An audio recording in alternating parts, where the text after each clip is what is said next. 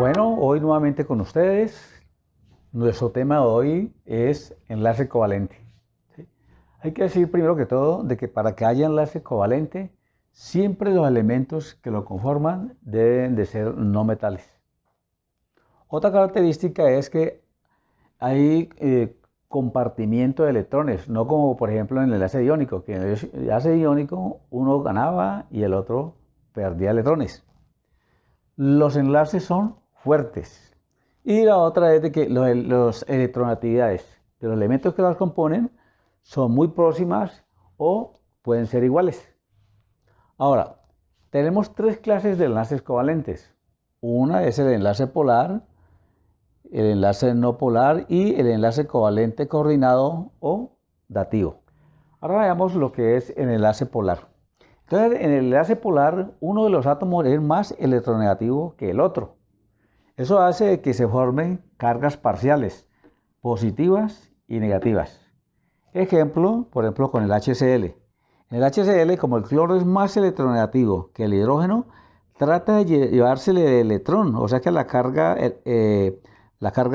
negativa es más del cloro, por consiguiente, entonces se carga parcialmente negativo y el oxígeno parcialmente positivo. Eso es la polaridad. Ahora, si van al tutorial 18 sobre electronegatividad, entonces encontraremos de que si la electronegatividad del cloro es 3 y la del hidrógeno es 2.1, entonces tendríamos esto. La resto. 3 menos 2.1, entonces me daría 0,9. Y pues un promedio que han sacado los químicos es el siguiente, que toda sustancia en la cual la diferencia sea de 1.7 hacia 0,4, entonces todo esto es sustancias polares. Mientras que si la diferencia es de mayor a 1.7, entonces son sustancias iónicas. Sustancias iónicas. Bueno, ahora veamos el caso del agua. En el agua encontramos que el oxígeno tiene 6 electrones en su último nivel y el hidrógeno tiene 1, H2O. Entonces, el oxígeno trata de llevarse el electrón al hidrógeno, a este hidrógeno, y trata también de llevarse el electrón a este otro. Entonces él se carga parcialmente negativo, el hidrógeno parcialmente positivo e igual que este. Ahí está la polaridad de la molécula. Por eso el agua es la sustancia más polar que existe. Y si hacemos la diferencia de las electronegatividades, encontramos de que oxígeno es 3.5 menos 2.1 del hidrógeno, entonces esto me daría 1.4.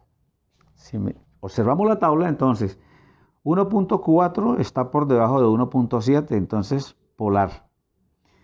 Entonces el agua es polar a raíz de eso. Y también el por qué es angular es de que estos dos y estos otros dos electrones que tiene el oxígeno hacen lo que llama un impedimento estérico, que abren los hidrógenos,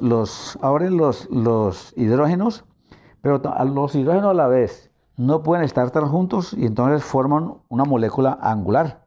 O sea que el agua es angular porque los 4 electrones no apareados del oxígeno impiden de que sea lineal. Ahora el enlace no polar.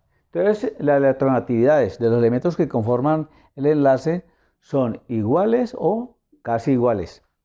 Y si se hace la diferencia entre las electronegatividades, entonces está entre 0 y 0,4.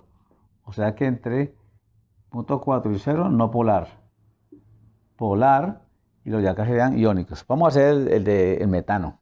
El metano, la estereoquímica de la molécula es de un tetraedro regular. Entonces tendríamos, si hacemos la diferencia de electronegatividades, 2.5 la del carbono, menos 2.1 la del hidrógeno, entonces esto me daría o me da 0.4 la diferencia, que precisamente fue el planteamiento que se hizo aquí, que por debajo, entre 0,4 y 0, no polar. Ahora, para el caso, por ejemplo, del CO2. En el CO2, la molécula tiene esta forma. Los oxígenos tienen 6 electrones en su último nivel.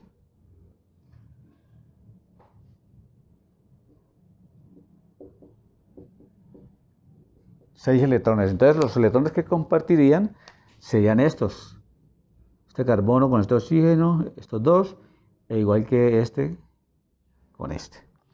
Ahora, algo especial en la molécula del CO2, de que es lineal. El hecho de que sea lineal hace de que ella se comporte como sustancia no polar. Ahora, si hacemos la diferencia entre la electronegatividad, entonces el carbono, el oxígeno es 3.5, mientras que el carbono es 2.5. La diferencia es de 1.